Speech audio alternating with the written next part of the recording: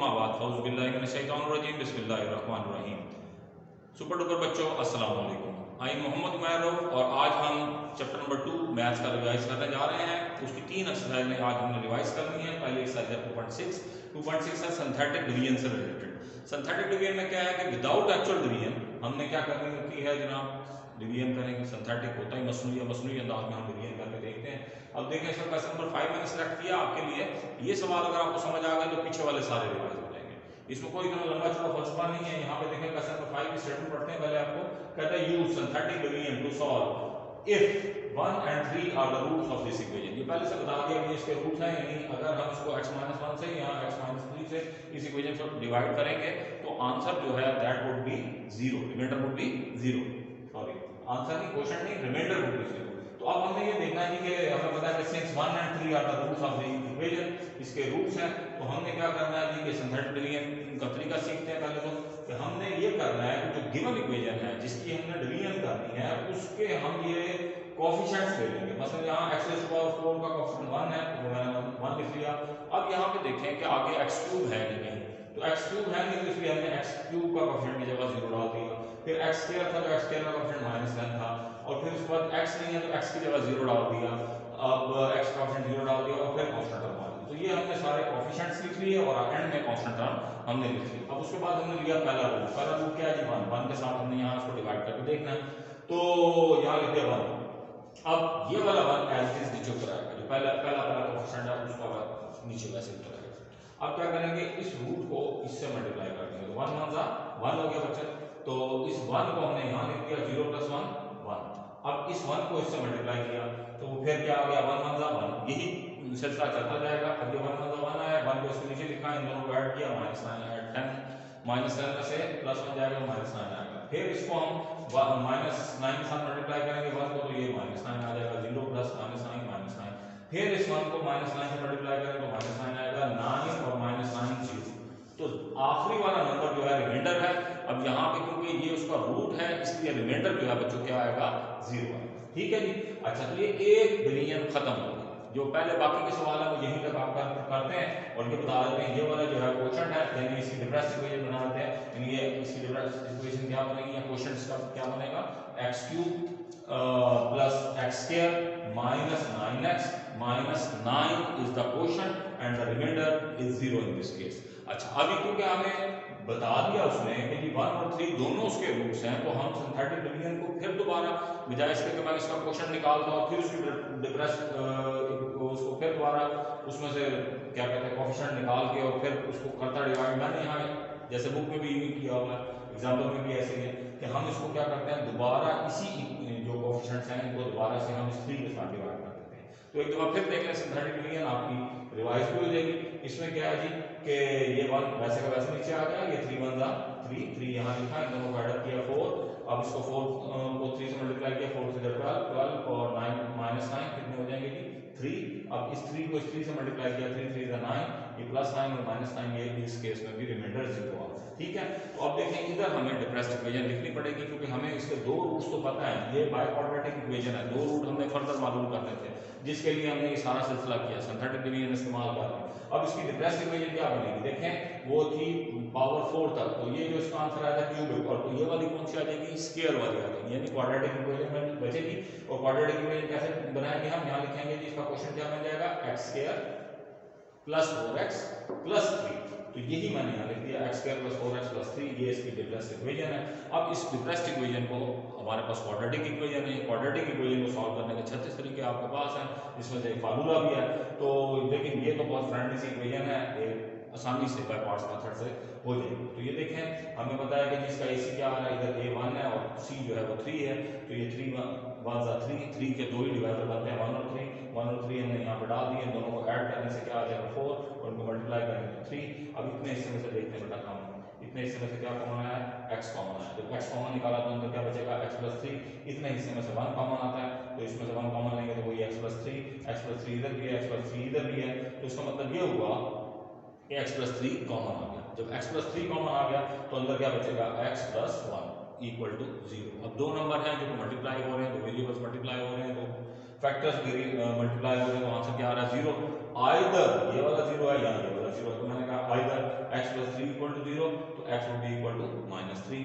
इसी तरीके से जो है x प्लस 1 को हमने इक्वल रखा 0 को, तो x would be equal to -1 plus 1 हो जाएगा -1 हो जाएगा। तो अब इसके तीनों के तीनों रूट्स हमारे पास आ गए। वो कौन कौन से थे देखें, एक तो है 1, एक है +3, तो 1 और 3 तो हमें दिया हुआ था, और दो हमने ड्राइव कर लिए, कौन कौन से, -3 और -1, तो are the roots of the equation. ठीक हो गया जी। तो ये तो थी एक्सरसाइज 2.6, उसका एक रिप्रेजेंटेटिव सवाल हमने यहाँ रिवाइज किया जिसके अंदर सिंथेटिक डिवीजन आपने सीखी। मूविंग ऑन फर्दर, आगे हम एक्सरसाइज देखेंगे एक्सरसाइज 2.7। अब इसमें सैमल्टेनियस इक्वेशन दी हुई है, सैमल्टेनियस इक्वेशन है और उनका आपने आंसर निकालना है। अब 4 सवाल इसके आपके स्मार्ट सिलेबस में शामिल हैं, उनमें से एक मैंने आपके लिए सिलेक्ट किया जो कि रिप्रेजेंटेटिव क्वेश्चन है, जिसको देख के आप बाकी के सवाल बआसानी समझ सकते हैं। इसमें डिफरेंट टेक्निक्स हैं हर सवाल को करने के लिए। इस सवाल के अंदर देखें 2 अदद क्वाड्रेटिक इक्वेशंस आपको दी हुई हैं। क्वेश्चन नंबर 5 में क्या है जी, वो कह लीजिए x² + y - 1 का होल स्क्वायर इक्वल टू 10, ये पहली इक्वेशन हमें दी हुई है। इसके बाद दूसरी इक्वेशन हमें दी हुई है जी x² + x + y² + 4x equal to 1, तो ये दूसरी इक्वेशन दी हुई है। दो साइमल्टेनियस इक्वेशंस को हमने जो है सॉल्व करना है, यानी इसमें से x और y की वैल्यू ड्राइव करनी है। तो देखते हैं कि क्या करें। अब इसमें आसानी ये है कि ये वाली जो इक्वेशन है इसमें होल स्क्वायर दिया हुआ है, तो इस पहली इक्वेशन को मैं खोलता हूँ, तो ये a का होल स्क्वायर, ये b का होल a² + b² - 2ab के फॉर्मूले से मैंने इसको खोल लिया, तो क्या आ गया y² + 1 - 2y। ठीक है जी। अब प्लस 10 उधर था, प्लस 10 उधर था, 1 इधर था, इस 1 को उधर ले गए, तो ये क्या हो गया, 10 में से 1 गया, 9 बच गया यहाँ पे। ठीक है जी। तो ये इसको हमने कह दिया इक्वेशन नंबर 3। अब ये इक्वेशन ऐसी है जिसमें होल स्क्वायर का मसला नहीं है, और ये इक्वेशन भी हमें दी गई है। इन दोनों इक्वेशंस को अगर हम आपस में कंपेयर करें तो आसानी से हम उसमें से जो है वो लीनियर इक्वेशन एक ड्राइव कर लेंगे, जिससे हमें किसी एक वेरिएबल की वैल्यू हमारे पास आ जाएगी। उस एक वेरिएबल की वैल्यू को उठा के हम किसी दूसरी इक्वेशन में पुट करेंगे तो उससे वो वेरिएबल एलिमिनेट हो जाएगा। मसलन इससे देखें, मैंने क्या किया कि मैंने ये वाली इक्वेशन उठाई दूसरी, इसको इसके नीचे रखा, दूसरी में से तीसरी को सब्ट्रैक्ट कर दिया, तीसरी में से दूसरी को सब्ट्रैक्ट कर दिया। तो देखें सब्ट्रैक्ट करने के लिए मैंने यही वाली इक्वेशन x², ये y² और ये 4x नीचे लिखा, इक्वल टू 1 लिखा, इन सब पे साइन चेंज किए, तो साइन चेंज करने से क्या हुआ, साइन चेंज करने से ये हुआ कि ये वाला x² इस वाला x², इस वाला y² इस वाला y² से कट गया, और यहाँ पे बच गया -2y - 4x इक्वल टू 8, 9 में से 1 गया 8।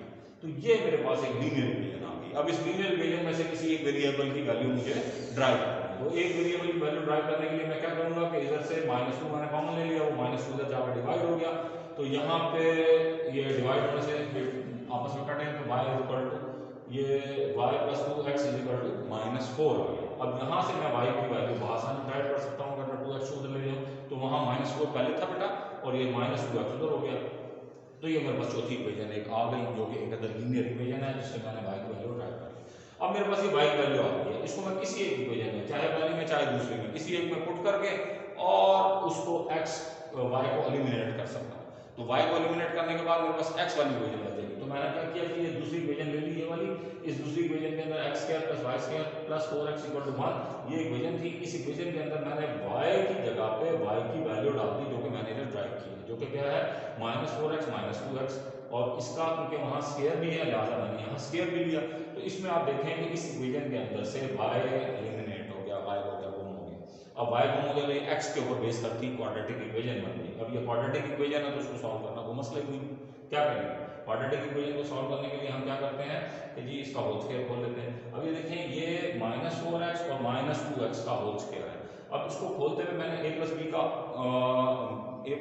होल स्क्वायर का फॉर्मूला लगाया, या इसमें से माइनस कॉमन लेके वैसे भी आप कर सकते हैं, लेकिन मुझे क्योंकि डायरेक्ट करना था, जगह करना है, तो ये क्या है -4 का होल स्क्वायर लेंगे तो क्या आ जाएगा 16, इसका होल स्क्वायर लेंगे तो क्या आ जाएगा 4x, तो 2ab यानी इन दोनों को मल्टीप्लाई करेंगे तो आ जाएगा +8x, और उसका फिर 2 से मल्टीप्लाई करेंगे तो 16x, यानी ये a² b² 2ab, ये फार्मूला यहाँ पे लग गया, ये साथ 4x आ गया।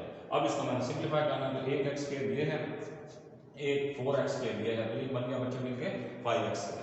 ठीक है, तो 5x के यहाँ पे है 16x और ये 4x, 16x और 4x मिलके बन गया 20x। ठीक है जी।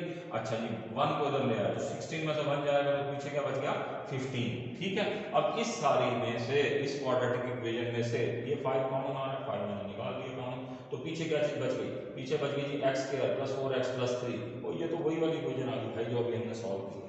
ये क्या थी, ये वाली 4x square x square plus 4x plus 3।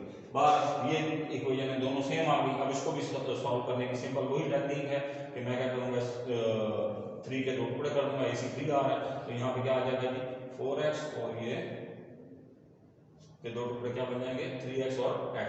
अब इतना हिस्से में से मैं x कॉमन ले लूंगा, अगर मैं इसमें से x कॉमन लूंगा तो अंदर क्या बचेगा जी x इंटू एक्स प्लस 3। इतने हिस्से में से जो है वो 1 कॉमन आ जाएगा तो अंदर क्या बचेगा x प्लस 3। अब x प्लस 3 इधर भी है, x प्लस 3 इधर भी है, तो इस x प्लस 3 को मैं कॉमन ले लेता हूँ। जब मैं x प्लस 3 को कॉमन लूंगा तो इधर से x प्लस 3 को मैंने कॉमन ले लिया तो अंदर क्या बचेगा x प्लस 1। तो ये इसकी फैक्टराइजेशन होगी जो पहले हमने की थी, वहां पे भी यहाँ पे भी वही है, x plus 3 into x plus 1 equal to 0। अब दो फैक्टर्स हैं जो मल्टीप्लाई हो रहे हैं और आंसर 0 आ रहा है, इधर पहले वाला 0 है और बाद वाला 0 है। ठीक है, तो x प्लस 3 इक्वल टू 0 रखा तो x would be equal to -3। x की एक वैल्यू हमारे पास आ गई जो कि क्या थी -3। इसी तरीके से यहां से इसको पॉइंटर ले लेंगे तो x would be equal to -1। x plus 1 को रखेंगे 0 के बराबर तो x की भी वैल्यू आ गई। अब ये हमारे पास दो वैल्यूज आ गई x की, एक ये वाली एक ये वाली। इन दोनों वैल्यूज को इस y की वैल्यू में जो इक्वेशन नंबर 4 में हमने निकाली थी, इक्वेशन नंबर 4 क्या थी, y is equal to -4 into -2x। ठीक है, तो इस इक्वेशन नंबर 4 में हम x की दोनों वैल्यूज को पुट करके y की वैल्यू ड्राइव कर लेंगे। जब हम इसको x के अंदर पुट करते हैं y की वैल्यूज को, तो ये y किसके बराबर है, y is equal to -4 -2x। तो ये y is equal to -4 -2x की जगह पे मैंने पहले क्या पुट कर दिया -3। जब मैं -3 पुट करता हूं तो ये कितना हो जाता है +6। इन दोनों को अगर हम आपस में ऐड करते हैं तो आंसर होगी +2। तो ये पहला ऑर्डर पेयर मैंने निकाल लिया साइमल्टेनियस इक्वेशन को सॉल्व करने के लिए। वो क्या आएगा जी -3। जब x जो है वो -3 है तो y जो है वो क्या आ रहा है +2। ठीक हो गया। अब ये x इज इक्वल टू -1 भी है तो इसको भी हम इसी इक्वेशन में पुट कर देते हैं। तो इसमें जब हम पुट करेंगे तो क्या हो जाएगा, देखें y की जगह y आ गया, -4 की जगह -4 आ गया, -2 की जगह -2 आ गया और x की जगह पे हमने लगा दिया -1। तो ये -1 और -2 मल्टीप्लाई होकर +2 हो गए। अब -4 में से +2 जाएंगे तो यहाँ क्या बचेगा -2। तो ये दूसरा इसका ऑर्डर पेयर आ गया -1 और -2। जब x -1 होगा तो y जो है -2 होगा। इन दोनों ऑर्डर पेयर्स को हमने एक सॉल्यूशन सेट की सूरत में बना के इधर लिख दिया तो ये आपका आंसर आ गया। ठीक है, तो 2.7 इज वेरी इंपॉर्टेंट एक्सरसाइज, उसका एक बहुत अहम रिप्रेजेंटेटिव क्वेश्चन हमने इसका सॉल्व कर लिया। अब इतने दिनों से हम दोनों चैप्टर्स को बार बार डिस्कस करते आ रहे हैं दूसरे चैप्टर को। इस दूसरे चैप्टर की हमने 7 एक्सरसाइज अभी तक रिवाइज की हैं। इन 7 एक्सरसाइजेस के अंदर जो चीज़ सीखी गई है उसकी प्रैक्टिकल एप्लीकेशन है एक्सरसाइज 2.8 के अंदर। इसमें क्या है, वर्ड प्रॉब्लम दिए हुए हैं और वो वर्ड प्रॉब्लम जो है रिलेटेड है आपके जो यही जो कुछ आपने सीखा है। इसमें से भी मैंने आपके लिए क्वेश्चन नंबर 5 सेलेक्ट किया है। इसके 4 सवाल आपके स्मार्ट सिलेबस का हिस्सा है। क्वेश्चन नंबर 5 जो है उसको हम रिवाइज कर रहे हैं। यहाँ पे देखिए सवाल क्या है, कहते हैं जी the difference of a number and its reciprocal is 15/4। ठीक है, फाइंड द नंबर्स। ठीक, तो अगर हमें नंबर नहीं पता तो हम कहते हैं let the number be x। Solution लिखते वक्त इसका हम क्या करेंगे, let the number be x। अगर नंबर x है तो डायरेक्टली हम जाएंगे उसकी तरफ, क्या कि नंबर अगर x है तो उसका रेसिप्रोकल क्या हो जाएगा 1/x। तो उनका difference, the difference of the number and its reciprocal, तो x और उस 1/x का डिफरेंस यानी इनको माइनस करें इज 15/4। तो ये क्या है, अकॉर्डिंग टू गिवन कंडीशन, जो कंडीशन दी हुई थी उसके मुताबिक मैंने इक्वेशन बना दी। अब इक्वेशन बन गई तो इक्वेशन को सॉल्व करना ही तो हम सीख रहे हैं। ठीक है, अब इसको क्या है, इसका नीचे एलसीएम आएगा 4x को इससे भी मल्टीप्लाई करेंगे तो ये क्या हो जाएगा 4x स्क्वायर, 4x को इससे मल्टीप्लाई करेंगे तो ये क्या हो जाएगा जी -4, 4x को इसको मल्टीप्लाई करेंगे तो ये क्या हो जाएगा जी 15। ठीक है, तो बाय मल्टीप्लाइंग 4x जो कि क्या है एलसीएम, इस इक्वेशन को हमने मल्टीप्लाई कर दिया। हाँ जी, अब ये हमारे पास इसको सीधा कर लिया प्लस इस 15x को बनाया तो -15x आ गया। ये हमारे पास standard form of quadratic equation आ गई। इस क्वाड्रेटिक इक्वेशन को सॉल्व करना है तो ये देखें a इसमें 4 है, c इसमें जो है वो क्या है -4। तो a c कितना आ जाएगा -16। -16 पे दो पेयर ऐसे कर रहे हैं जिनको माइनस करें, कोई ऐसी माइनस का जिनको सब्ट्रैक्ट करें तो -15 आए। तो 16 पे दो ही पेयर है क्या, जिसका डिफरेंस जो है तो वो 16 1 16 बस। ठीक है, तो इस 15 -15 के दो टुकड़े कर दिए, क्या क्या जी -16x और +x। अब इतने हिस्से में से देखिए क्या कॉमन आता है, इतने हिस्से में से 4x कॉमन आता है। 4x से इसको डिवाइड करेंगे तो x, इसको 4x से डिवाइड करेंगे तो -4, इतना इससे में से क्या कॉमन है प्लस वन कॉमन ले लेंगे तो x माइनस 4। अब यहाँ पे भी x माइनस 4 है, यहाँ पे भी x माइनस 4 है, इस x माइनस 4 को कॉमन ले लेंगे तो अंदर बचेगा 4x plus 1 would be equal to 0। ठीक है, तो इसका मतलब क्या हुआ, या तो पहली वाली 0 है या तो दूसरी वाली 0 है। ठीक है, अब दो फैक्टर्स हैं जिनको मल्टीप्लाई करें तो आंसर 0 आ रहा है। तो पहली वाली को 0 रखा हमने, x माइनस 4 इक्वल टू 0, तो x would be equal to 4 और 4x प्लस 1 इक्वल टू 0, तो ये प्लस 1 को लेकर माइनस 1 हो गया, 4 को लाके डिवाइड किया तो x would be equal to -1/4। So the numbers are कौन कौन से हो सकते हैं, 4 और -1/4, जिस पर ये कंडीशन जो है वो फिट आ सकती है। तो मैंने बहुत भरपूर कोशिश की कि आपको ये दूसरा चैप्टर की मुकम्मल रिवीजन करवा दी गई।